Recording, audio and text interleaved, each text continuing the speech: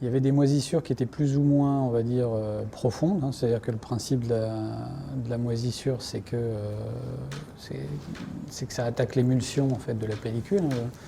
La pellicule s'est formée d'une partie support qui est une partie plastique et d'une partie émulsion qui, elle, est une partie vivante, qui est la partie photosensible.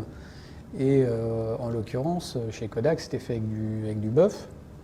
Et chez Ilford, c'était fait avec du mouton, enfin bon, peu importe. Donc les moisissures, quand elles commencent à attaquer un négatif, elles commencent à être en surface, et après elles commencent à manger l'émulsion.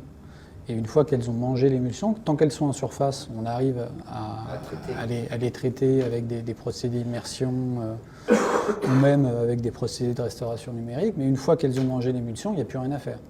Et c'est pour ça qu'on a pris cette décision déjà parce qu'il y avait un marron ancien, qui était un marron, nitrate, mais qui était...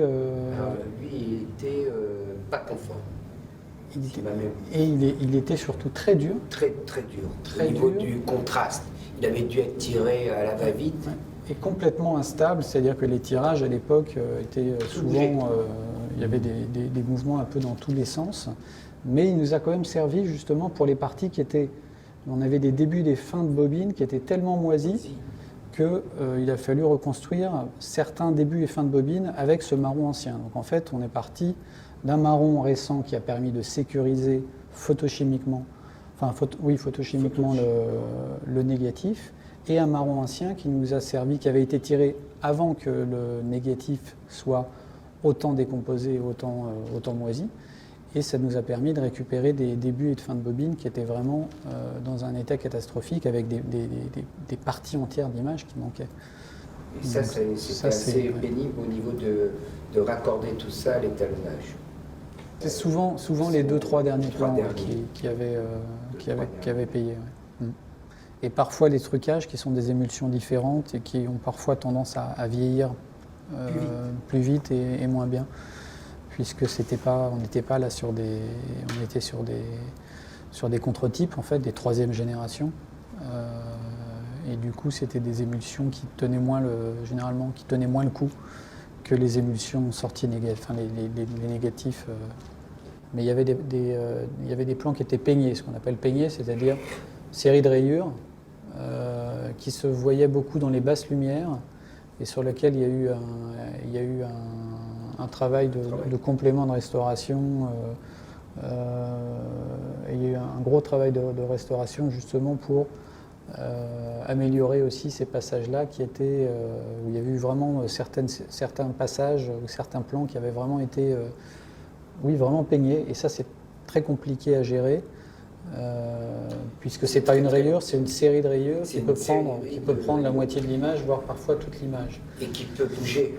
Donc ça, c'est très compliqué. C'est diffus, c'est semi-transparent. Quand on arrête l'image en image arrêtée, on ne sait pas vraiment où commence le défaut et où il s'arrête. Donc ça, c'est pas un nettoyage image par image. Non. Là, ce sont des algorithmes de dérayage qui peuvent travailler. Là, on repart sur des problématiques vraiment purement de restauration numérique, ou alors des traitements qu'on peut faire. Là, en l'occurrence, on avait des séquences dans les basses lumières où on avait des rayures blanches dans les noirs. Et du coup, sur certains plans, on a fait certains traitements dans les basses lumières pour essayer d'atténuer un maximum ces rayures peignes.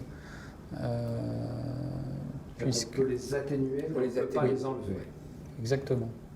Si on les enlève, on dénature l'image, on rentre tu rentres dans l'image, donc c'est foutu. Il faut toujours être vigilant. Il y avait pas mal de problèmes de collures aussi. Des collures, mais ça... Ce qu'on appelle les collures qui commencent à baver, effectivement. Et là, ça vient attaquer l'image. Mais effectivement, la principale opération, ça a été vraiment, effectivement, puisque les moisissures sont un phénomène qu'on arrive à ralentir, mais pas à arrêter. C'est-à-dire qu'on a beau mettre les éléments qui sont en cours de décomposition dans les meilleures conditions de stockage en termes de température et d'hygrométrie, ça n'arrête pas le processus. Donc c'était vraiment important sur ce film de tirer un élément de conservation digne de ce nom pour se dire On sait que les décompositions n'iront pas plus loin puisqu'on sécurise à un moment T. Et ça permet de pouvoir dire ça n'ira pas plus loin puisque là, quand on a tiré, on sait qu'on conserve au moins 100 ans ce qui a été fait.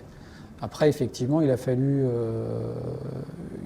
après gérer ces deux types d'éléments, puisqu'on avait un marron très récent où on profitait de ce qu'on appelle du grain fin, c'est-à-dire que la finesse des émulsions fait que le marron qui a été tiré en 2009 était très proche du négatif en termes de qualité photographique et donc de finesse de grain, tandis que le marron qui nous a servi en fait à rustiner toutes les fins de bobine, ouais.